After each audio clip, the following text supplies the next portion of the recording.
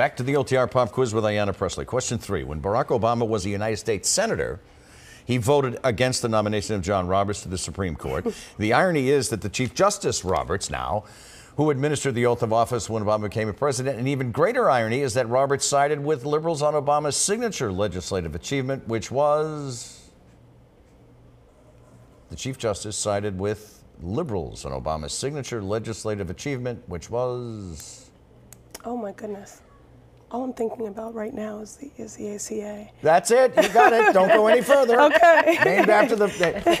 It's funny, when we first mentioned it was Obamacare, people were offended by it. Then the president embraced it. He said that it is And he embraced it, so that's what totally it became, Obamacare. Well, I think the challenge is that I think he had many legislative victories. Yeah, there you go. You know, despite great resistance. Very good. Okay. Question 4. Of the 9 justices currently on the court, 7 graduated from the prestigious law schools of either Harvard or Yale. Which Ivy League law campus actually leads the league, if you will, with the current court? Which has the most right now on the current court? You got a 50-50 chance Yeah, here. it's Harvard or Yale. Pick one. Well, I mean, I represent the Massachusetts 7th. I want to say Harvard. Bingo. Ding, ding, ding, ding, ding, ding, ding. Even if it would guess, you did pretty well in the pop quiz. I want to say Harvard. She did very, that was 3 out of 4. Manny Ramirez never did that well. All Go right, ahead. well, good. Very No good. sports. Very No good. sports questions None in today. there. So. You escaped all sports questions. Yes. Natural gas is now a crisis and a focal point of fear for a lot of Massachusetts residents. The DPU has only 7 inspectors in the entire state, and they monitor millions of miles.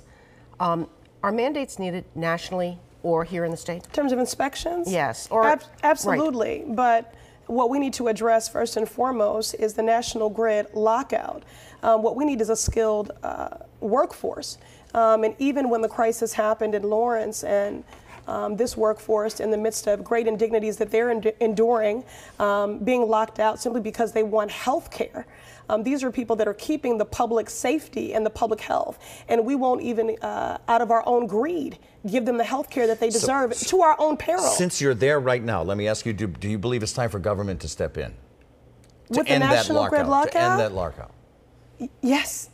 It's a matter of public safety and public health, and also worker rights. Are you willing to go so far as to say that perhaps these disasters may not have happened if there had not, I know it was a different company, but the fact that there are a lot of workers that are not there and they're not moving very quickly enough to get things Absolutely. solved? We owe this workforce and their families more than that. And I remember organizing with many of them in the early stages of the lockout on the steps of the State House. And they kept saying, God forbid, playing out the worst case scenario. And then that God forbid scenario did come to pass. So this is a matter of the public safety and the public health, but also of workers' rights. And we all need to continue to organize and to support them. Do you think the governor has done enough to try to get things fixed as quickly as possible or try to avert this problem? No, because we're still experiencing it. We're still in the midst of it. Question 1, mandating patients to nurse ratios. Will you vote for it, and why will you vote the way you will? I will vote yes on all 3 ballot questions. And in a moment, I'll be going to organize around question 3, trans rights and public accommodation. But the reason why I'm supportive of it is from as far back as my days working for United States Senator John Kerry, where he introduced legislation around the nursing shortage bill. It's been very clear to me that this is a workforce that is overextended, and that overextension and that burden is compromising the quality of patient care.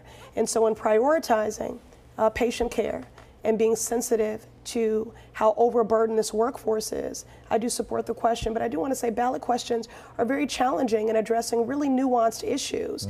I wish that we did not have to take this to a ballot question because it is a very nuanced issue. But in prioritizing patient care and being sensitive to the burden and the overextending of this workforce, and there are many other ways with which we need to support our nurses, but I will be voting yes. I do want to say that the larger challenges, systemic challenges relative to access and concerns about broader systemic disparities, we have to address that, and that's why we have to preserve the ACA, while I think ultimately getting on path to Medicare for all. It's not a simple issue, is it? It's not at all. It is not a simple issue. Congresswoman, thank you for joining us. Ayanna Pressley with us this morning. It's great to have her on the record as we continue this morning, 23 days before the midterm election. And I never thought I'd ever say this sentence. Taylor Swift becomes the unexpected face of the Get Out to Vote. We'll discuss on the OTR Political Roundtable.